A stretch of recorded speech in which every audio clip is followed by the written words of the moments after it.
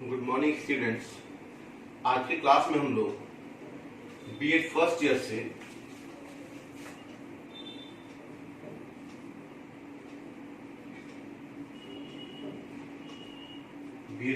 से paper C4 जिसका नाम है language across the curriculum. Language across the curriculum C4 paper का नाम है।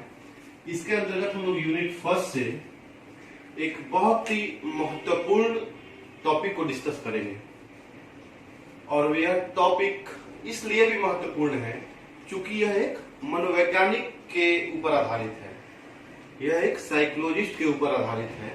क्योंकि बाल शिक्षण में या बालकों के शिक्षण में या बालकों के ऊपर जो शोध करते हैं, जो इन्वेस्टिगेशन करते हैं, जो इन्वेस्टिगेट करते हैं, उन्हीं को मनोवैज्ञानिक कहा जाता है, उन्हीं को साइकोलॉजिस्ट कहा जाता है। साइकोलॉजिस्ट इसलिए क्योंकि वह बच्चों के एक एक साइको सिस्टम को समझते हैं, एक एक उनके क्रिया को समझते हैं कि यह क्या करना चाहता है और यह किस उम्र में क्या कर रहा है।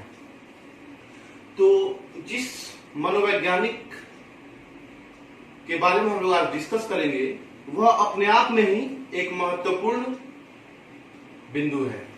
और महत्वपूर्ण बिंदु इसलिए है, उसके बहुत सारे कारण हैं। क्योंकि इस मनोवैज्ञानिक के ऊपर टीचिंग से रिलेटेड जितने भी एग्जामिनेशन होते हैं, वहां कहीं ना कहीं इस मनोवैज्ञानिक के आधार पर क्वेश्चन को दिया जाता है। और यह मनोवैज्ञानिक है कौन? जीन पियाजे, जिसके बारे में हम लोग आज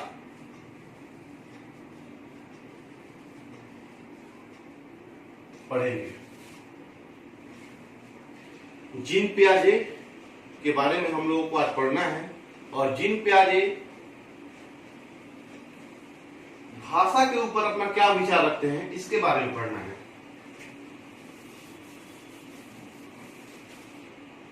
तो हमारा टॉपिक क्या है? पियाजे का संज्ञानात्मक विकास किसके संदर्भ में? भाषा के संदर्भ में। पियाजे का संज्ञानात्मक विकास भाषा के संबंध में।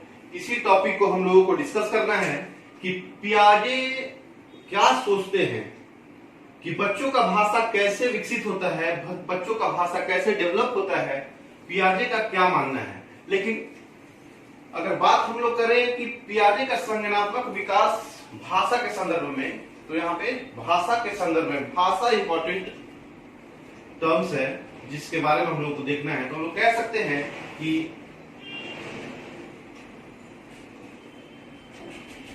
पियाजे कॉग्निटिव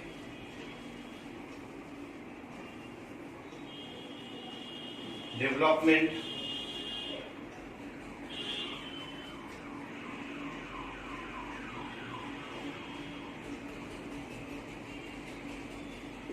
ऑफ लैंग्वेज।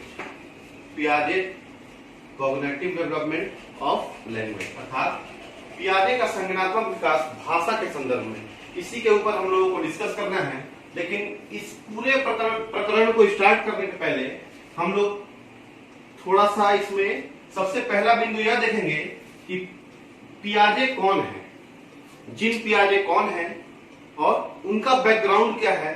थोड़ा सा उनके बायोग्राफी पे हम लोग डिस्कस करेंगे। तो आइए हम लोग देखते हैं कि पियाजे कौन है।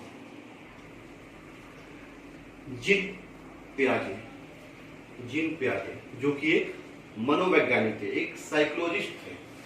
तो हम देखते हैं उनका थोड़ा सा एक संक्षिप्त बायोग्राफी कि वे कौन थे, क्या थे। जीन पियाजे, जिनका जन्म 1896 में माना गया है और उनका मृत्यु 1980 1980 में माना गया है कि 1980 में जीन पियाजे का देहांत हो गया था। जीन पियाजे जो थे वह एक स्विस साइकोलॉजिस्ट थे, स्विस मनोवैज्ञानिक थे। स्विस से तात्पर्य क्या है? स्विस से तात्पर्य है स्विट्जरलैंड। जीन पियाजे जो है वह स्विट्जरलैंड के एक प्रसिद्ध मनोवैज्ञानिक थे जो संज्ञानात्मक विकास पर शोध कार्य किए थे, अर्थात जिन्होंने संज्ञानात्मक विकास पर, कॉग्निटिव डेवलपमेंट, जिन्होंने संज्ञानात्मक विकास पर शोध कार्य किया था। और वह शोध कार्य जो संज्ञानात्मक विकास पर हुआ था वह एक बहुत ही महत्वपूर्ण कार्य था जो जीन पियाजे के द्वारा किया गया। यह कार्य 1920 से स्टार्ट हुआ था और 1960 के बाद इस कार्य को महत्वपूर्ण सफलता मिली। विश्व के मनोवैज्ञानिकों का ध्यान जीन पियाजे ने अपने ओर आकर्षित किया। किस बात को लेकर? संज्ञानात्मक विकास को लेकर। संज्ञानात्मक विकास पर जो शोध कार्य जीन पियाजे ने किया, उस कार्य के कारण पूरे विश्व का, समग्र विश्व का जो भी महान मनोवैज्ञानिक थे वे सारे के सारे बहुत ही प्रभावित हुए। किससे? जीन पियाजे से।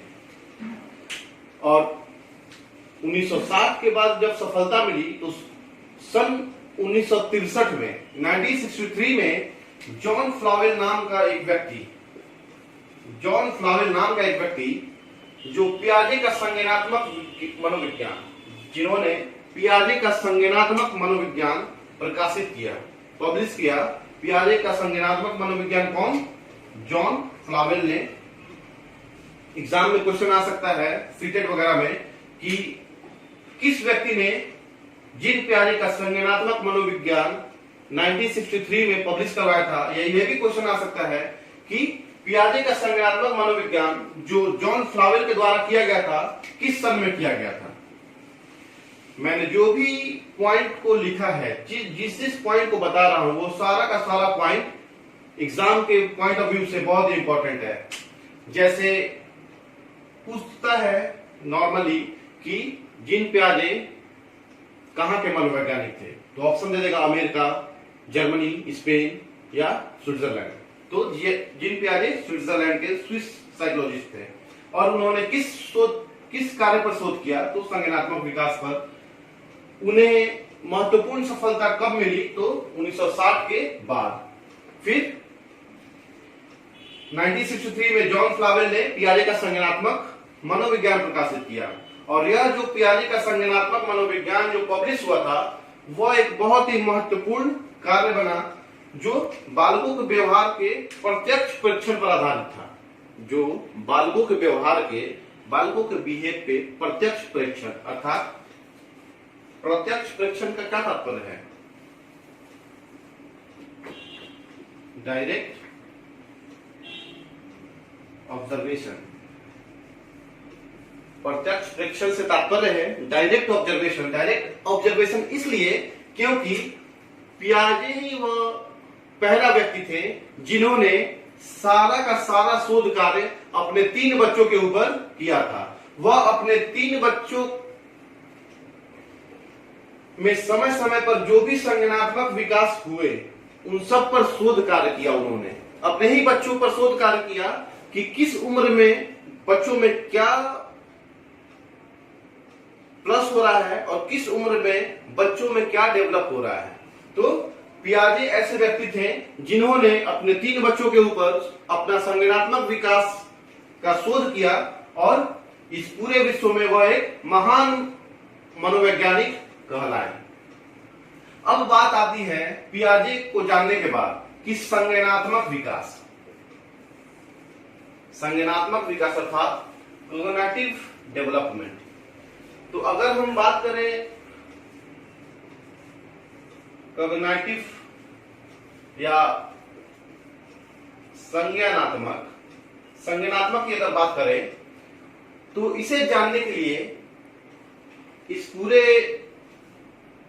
बातों पे डिस्कस करने से पहले हमारे लिए सबसे इंपॉर्टेंट क्या है कि जो ये बार बार हम लोग सुनते हैं संज्ञानात्मक विकास, संज्ञानात्मक विकास, तो इसमें संज्ञानात्मक का क्या तात्पर्य है, हमें यह जानना बहुत ही जरूरी है। क्योंकि अगर इस बात को हम लोग जान जाए कि संज्ञानात्मक का शाब्दिक अर्थ क्या है, तो यह पूरा का पूरा जो भी टॉपिक्स है जो जीन प्याजे से रिलेटेड है, कॉग्निटिव डेवलपमेंट का, वह सारा का सारा जो भी कंफ्यूजन है वह कंफ्यूजन कभी नहीं होगा। तो सबसे पहले हम जानेंगे कि संज्ञानात्मक विकास है क्या। तो संज्ञानात्मक विकास को जानने से पहले हम इसको क्या करेंगे, डिवाइड कर देंगे।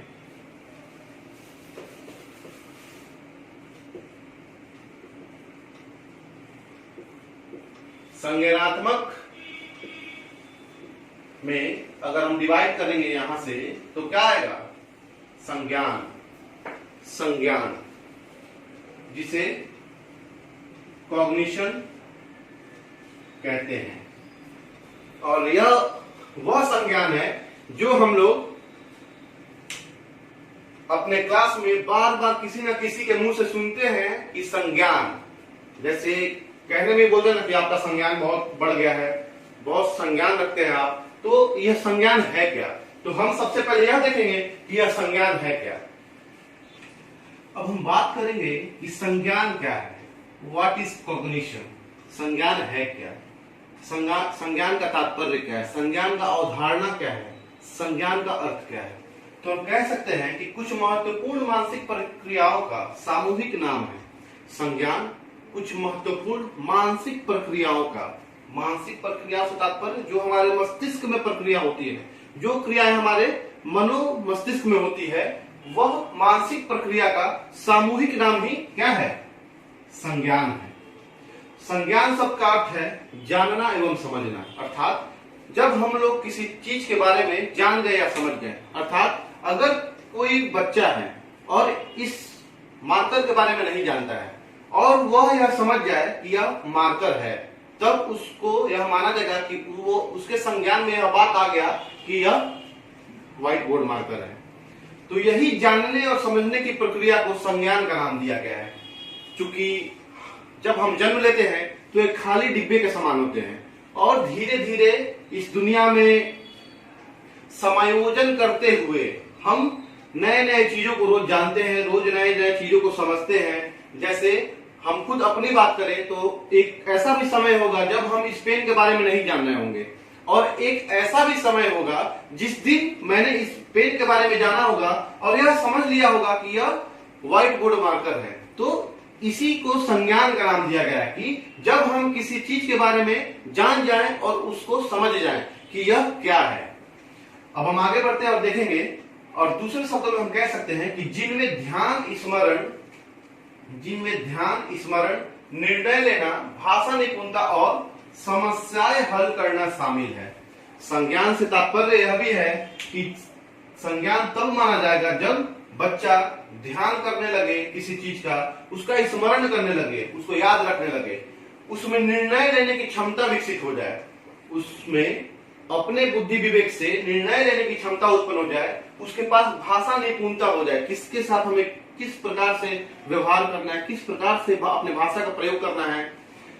तो जब उसके अंदर भाषा की निपुणता आ जाएगी और समस्याएं हल करने लगे और उसके सामने जो भी समस्याएं आए उन सारी समस्याओं को खुद से हल करने लगे, तब हम मान सकते हैं कि उसके पास किस चीज की उपलब्धि हो गई है, संज्ञान की उपलब्धि हो गई है, वह कॉग्निशन को प्राप्त कर चुका है, संज्ञानात्मक विकास उसका हो गया है।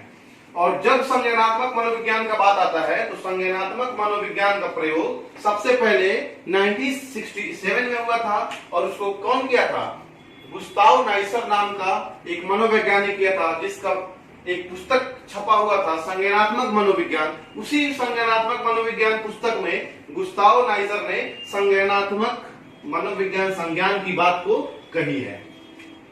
तो हम यह बात को कह सकते हैं कि जब बच्चा ध्यान स्मरण, निर्णय लेने की क्षमता उसके अंदर विकसित हो जाए, उसके अंदर भाषा की निपुणता विकसित हो जाए और वह खुद से समस्याओं को हल करने लगे, तब मान लेंगे कि उसके अंदर संज्ञान की पूर्ति हो चुकी है। और मोटे तौर पर अगर हम कहें तो कह सकते हैं कि संज्ञान दुनिया से जानकारी लेकर संज्ञान दुनिया से जानकारी लेकर उसके बारे में अवधारणाएं बनाकर उसे समझने की प्रक्रिया को भी कहा जाता है। जैसे अभी मैंने जो एग्जांपल दिया है कि यह बोल्ड मार्कर जो है, एक समय होगा जब मैं इसके बारे में नहीं जानता हूँगा, और यह भी इसी दुनिया में है ना, तो एक समय ऐसा भी होगा जब मैं इसके बारे में नहीं जानता हूं, और एक समय ऐसा भी है जिस दिन मैंने इसके बारे में जान लिया कि ये बोल्ड मार्कर है या व्हाइट मार्कर है और इसका यूज लिखने में होता है, तो उस दिन मुझ में यह संज्ञान आ गया कि मैं इस चीज को जान गया और समझ गया।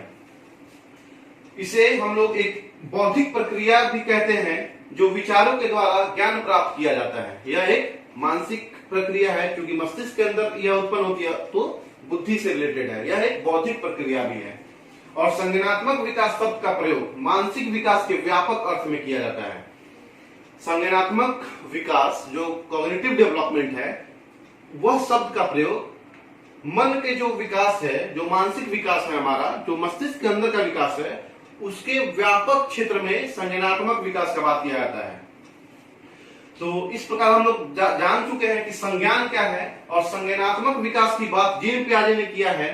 तो अब हम देखेंगे कि जीन पियाजे के द्वारा संज्ञानात्मक विकास में भाषा का विकास के लिए किस प्रकार की बातें की गई हैं। तो हम आगे बढ़ते हैं और उसे देखते हैं। अब हम लोग देखेंगे कि पियाजे का संज्ञानात्मक भाषा विकास का सिद्धांत है क्या, अर्थात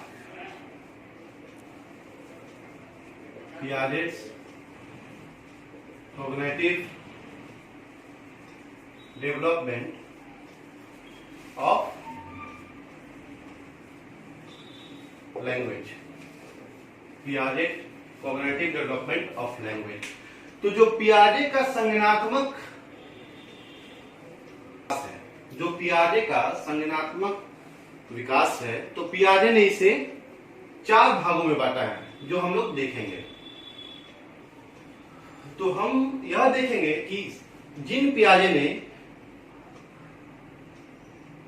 संज्ञानात्मक भाषा विकास को कैसे व्याख्या किया है। तो जीन पियाजे ने संज्ञानात्मक भाषा विकास को 4 भागों में बांटा है। बालकों के विकास को 4 भागों में बांटा है। वह है पहला द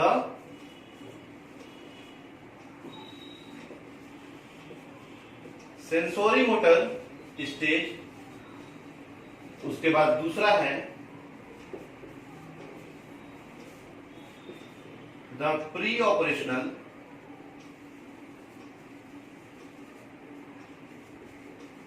स्टेज, तीसरा है the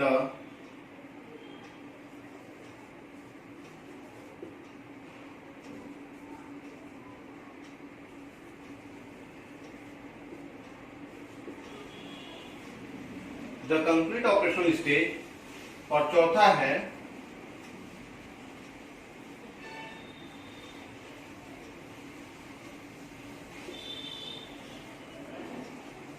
the formal operational stage.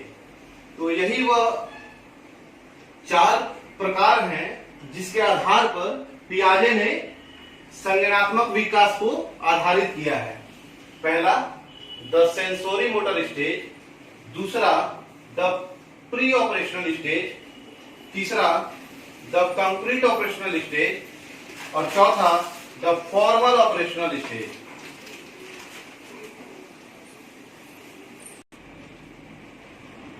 तो यही वह 4 अवस्थाएं हैं जो जीन पियाजे ने डिवाइड किया है। किसके लिए?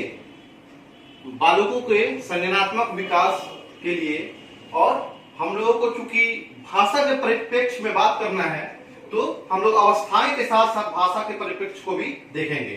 तो पहला है द सेंसोरी मोटर स्टेज, अर्थात ज्ञानेंद्रिय प्रशिक्षण, जिसका अवस्था काल है 0 से 2 वर्ष। जब बच्चा 0 से 2 वर्ष का होता है, उस समय ज्ञानेंद्रिय प्रशिक्षण माना जाता है।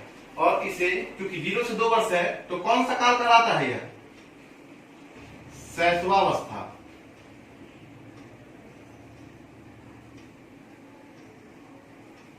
शैशवावस्था। सेकेंड है द प्री ऑपरेशनल स्टेज, अर्थात पूर्व परिचालित प्रशिक्षण। और इसका जो बच्चों का वर्ष काल है वह है, यह 2 से 7 वर्ष के बच्चों के ऊपर इसको डिवाइड किया गया है। और यह दूसरा स्टेज है। तीसरा है द कंक्रीट ऑपरेशनल स्टेज अर्थात वास्तविक परिचालन प्रशिक्षण, और यह 7 से 11 वर्ष के बच्चों को इसमें डिवाइड किया गया है। और जो चौथा है द फॉर्मल ऑपरेशनल स्टेज, यह है औपचारिक परिचालन प्रशिक्षण। इसको 11 से 15 वर्ष के बच्चों को माना गया, लेकिन यहाँ 15 के आगे भी हम लोग बढ़ सकते हैं। तो अब बारी बारी से हम लोग देखेंगे कि किस स्टेज में बच्चों में भाषाई विविधता कैसे कैसे आती है। तो हम लोग स्टार्ट करेंगे पहला द सेंसोरी मोटर स्टेज अर्थात ज्ञानेंद्रिय प्रशिक्षण। तो हम लोग स्टार्ट करते हैं अब ज्ञानेंद्रिय प्रशिक्षण को, जो द सेंसोरी मोटर स्टेज के नाम से जाना जाता है।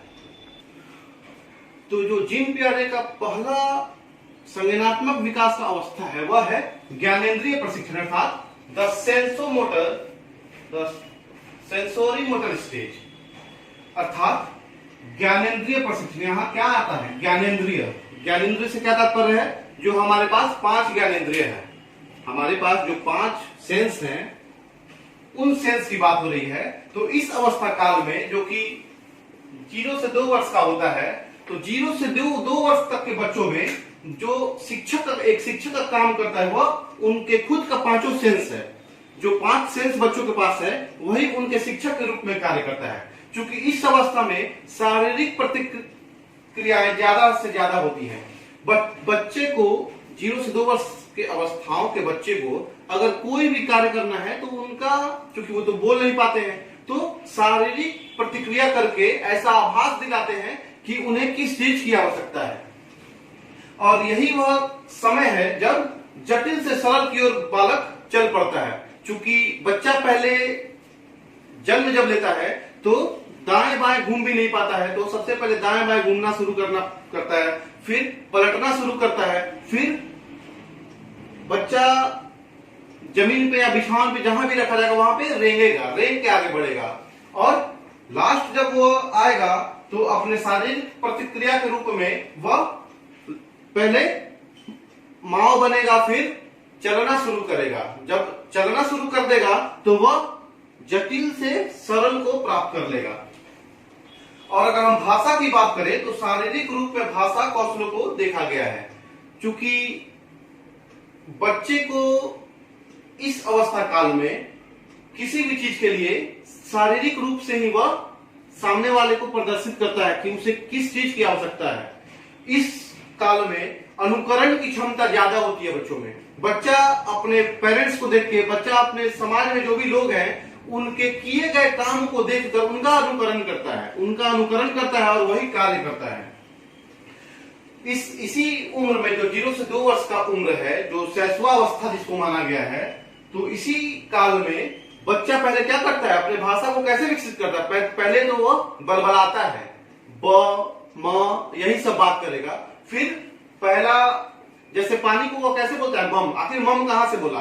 तो म करता है जब, तो कोई भी समझता है कि इसे पानी की आवश्यकता है, तो पेरेंट्स या माँ या बाप जो भी है उसको पानी ला के देता है। तो वह बच्चा यह समझता है कि जब मैं म का उच्चारण कर रहा हूं तब मुझे मम प्राप्त हो रही है। तो जब भी उसे उस चीज की आवश्यकता होगी तो वह म का उच्चारण करेगा और तब कोई भी उसे पानी ला के देगा। तो वहां से भाषा का विकास स्टार्ट होता है और बच्चा वहां बलबलाना शुरू करता है। और बच्चा पहले बलबलाएगा, फिर एक वर्ण बोलेगा, म प द, कुछ भी जो कि बोलने में आसान हो। अब जैसे ज्ञ की बात करें, त्र की बात करें, दंत स की बात करें, तो क्या बच्चा बोल पाएगा? नहीं बोल पाएगा। ऐसे वर्णों को बच्चा उच्चारित नहीं कर पाएगा। तो द प जो ओष्ठ के द्वारा उच्चारण हो रहा है, जो एकदम सिंपल है उच्चारण करने में, वैसा वर्ण वह उच्चारित कर देगा। तो भाषा का विकास बच्चों का वहीं से शुरू होता है जो ज्ञानेंद्रिय प्रशिक्षण के अंतर्गत प्रारंभ होता है। बलबलाने से स्टार्ट होता है भाषा का प्रारंभ और वह आगे तक चला जाता है और वही जटिलता से सरलता की तरफ का कार्य करता है। अब हम जो सेकंड है द प्री ऑपरेशनल स्टेज, उसको देखेंगे। पहला जो अवस्था था द सेंसोरी मोटर स्टेज, उस अवस्था काल को हम लोगों ने देख लिया कि वहां अनुकरण की अधिकता ज्यादा है, बच्चे अनुकरण ज्यादा करते हैं।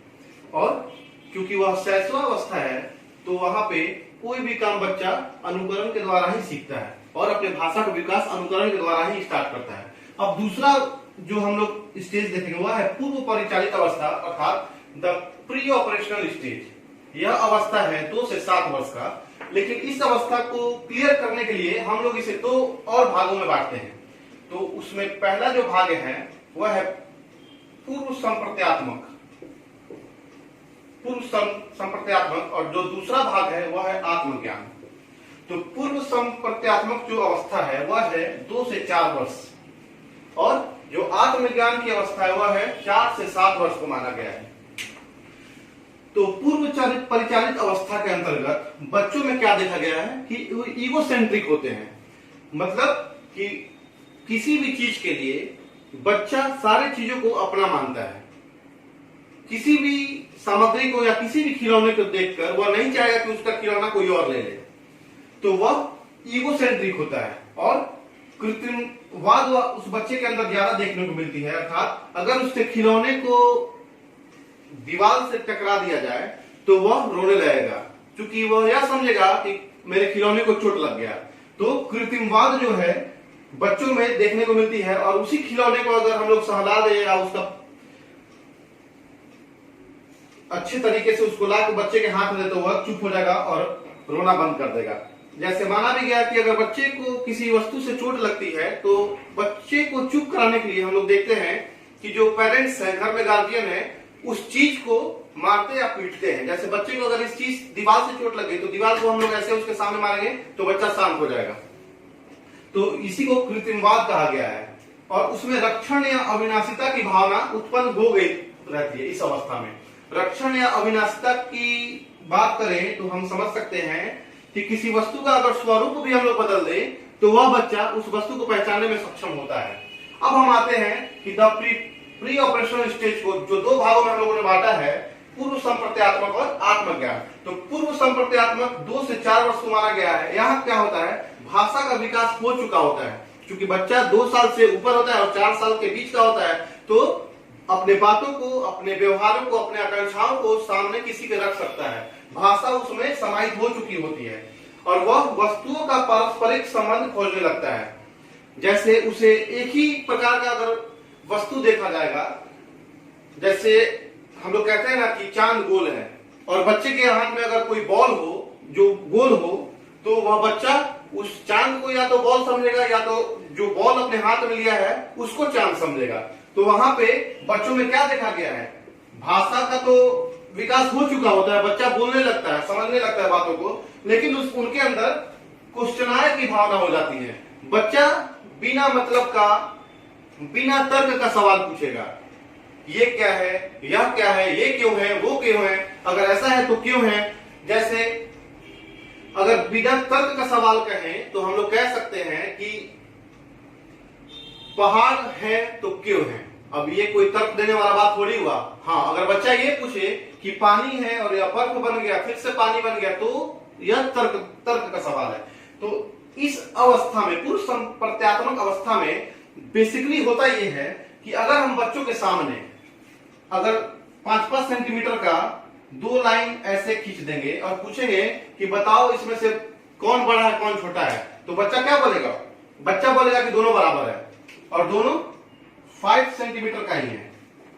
और अगर इसी लाइन को हम लोग 5-5 ही सेंटीमीटर का आगे पीछे बना दें और पूछेंगे कि बताओ इसमें कौन बड़ा है, तो बच्चा क्या बोलेगा, बच्चा बोलेगा कि ये वाला बड़ा है। क्योंकि ये वाला आगे की तरफ डिनोट कर रहा है तो बच्चा इसी को बड़ा मानेगा।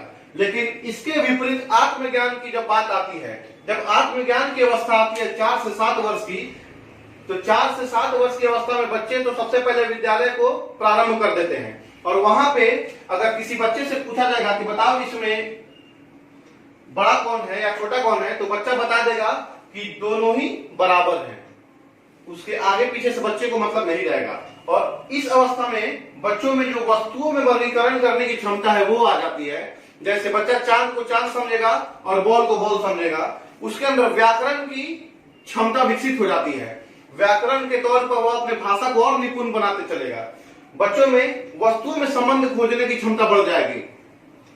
तो इस प्रकार हम कह सकते हैं कि यह एक ऐसा स्टेज है जहां बच्चे अपने भाषा को सुदृढ़ करने का कार्य स्टार्ट कर देते हैं। क्योंकि इसी अवस्था में, इसी पूर्व परिचालित अवस्था में, द प्री ऑपरेशनल स्टेज के अंतर्गत बच्चों का स्कूल स्टार्ट होता है, विद्यालय स्टार्ट होता है। तो जाहिर सी बात है, जब बच्चा विद्यालय में जाएगा अपने घर परिवार को छोड़ के, तो उसके भाषा में चार चांद लगना ही लगना है। अब हम लोग इसके बाद तीसरे अवस्था में चलते हैं।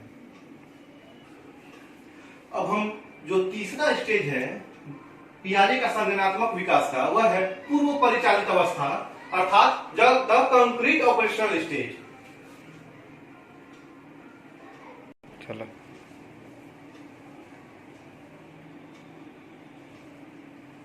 है पूर्व परिचालित अवस्था, द कंक्रीट ऑपरेशनल स्टेज, जो 7 से 11 वर्ष को माना गया है। तो यह जो पूर्व परिचालित अवस्था, इसे ठोस अवस्था भी कहते हैं।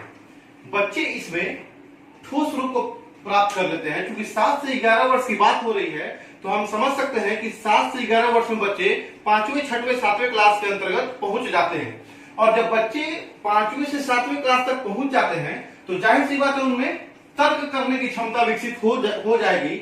और वह कोई भी बात, कोई भी भाषा का प्रयोग करेंगे, वह बहुत ही तार्किक क्षमता को प्राप्त करते हुए अपने भाषाओं को सामने रखेंगे।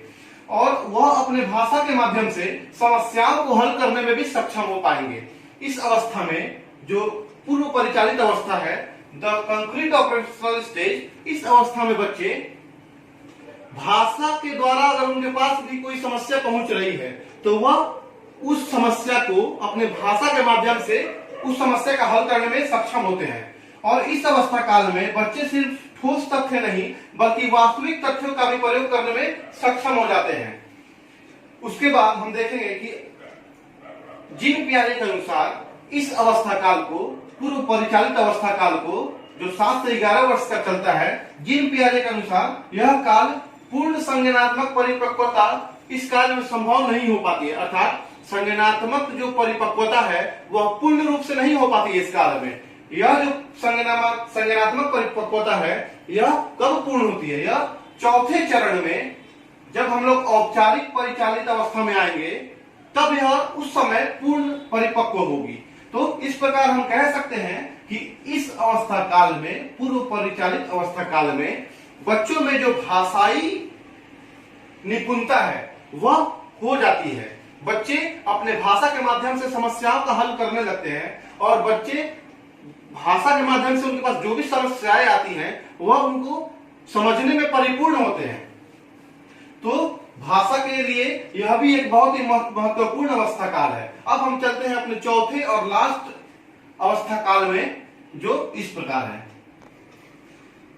पियाजे के अनुसार जो चौथा और लास्ट अवस्था काल है, वह है औपचारिक परिचालन अवस्था या औपचारिक परिचालन प्रशिक्षण, जिसे द फॉर्मल ऑपरेशनल स्टेज के नाम से जानते हैं। और इसमें जो बच्चे का उम्र डिवाइड किया गया है, वह 11 से 15 माना गया है, लेकिन हम लोग उससे 15 के आगे भी जा सकते हैं। तो इस काल में जो भाषा का प्रारूप है, जो भाषा का गुण है, इस काल में बच्चों में प्रयोग करने की शुरुआत हो जाती है। बच्चों में जो इनोवेटिव थिंग्स है वो स्टार्ट हो जाता है। कुछ ना कुछ प्रयोग करेगा, कुछ ना कुछ क्रिएटिविटी की अधिकता हो जाती है, और वह बच्चा भाषा के माध्यम से कुछ ना कुछ प्रयोग करने लगेगा।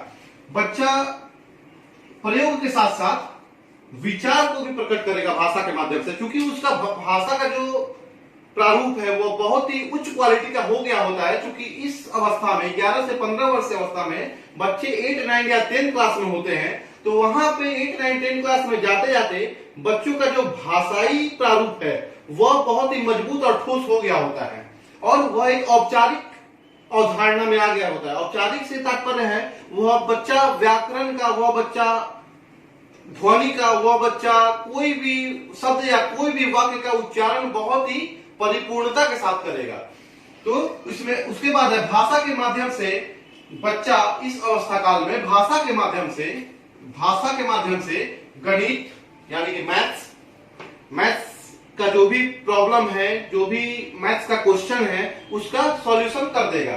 दर्शन शास्त्र जिसे फिलॉसफी कहते हैं, बच्चा इस अवस्था काल में किसी भी बड़े बड़े लोगों का, किसी भी वैज्ञानिक का, मनोवैज्ञानिक का फिलॉसफी पढ़ने में सक्षम है, और उसके जो भी सैद्धांतिक कार्य है, जो भी सैद्धांतिक रूप है उस फिलॉसफी का या उस गणित का, तो वह बच्चा उस सैद्धांतिक बातों को भी बहुत ही अच्छी तरीके से उसके अवधारणाओं को, उस सैद्धांतिक अवधारणाओं को समझने में परिपूर्ण होगा। और वह बच्चा इस अवस्था काल में वाद विवाद में भी निपुण होगा, क्योंकि वाद विवाद में भाषा का बहुत ही उत्तम प्रयोग होता है। और भाषा डेवलप करने का यह एक तरीका भी है कि उस बच्चे को वाद विवाद प्रतियोगिता में डाला जाए, क्योंकि वाद विवाद प्रतियोगिता में भाषा के बिना वाद विवाद प्रतियोगिता संभव नहीं है। तो जाहिर सी बात है, जब वाद विवाद प्रतियोगिता में बच्चा निपुण है, इट मीन्स कि बच्चे का भाषा बहुत ही उच्च क्वालिटी का है, तब वह वाद विवाद प्रतियोगिता में निपुणता प्राप्त कर पाएगा। तो इस प्रकार से हम लोगों ने जीन पियाजे का जो संज्ञानात्मक भाषाई विकास है, उसके चारों अवस्थाओं को देखा और जाना। और हम कह सकते हैं कि अगर जीन पियाजे के अनुसार इस चारों अवस्था में से किसी एक अवस्था को भी रिप्लेस कर दिया जाए या हटा दिया जाए, तो यह पूरा का पूरा सिस्टम सही प्रारूप में नहीं उतर पाएगा। तो चारों के चारों जो भी क्लासेस बांटे गए हैं, जो भी स्टेजेस बांटे गए हैं, वो चारों स्टेज अपने आप में एक महत्वता शामिल किए हुए हैं।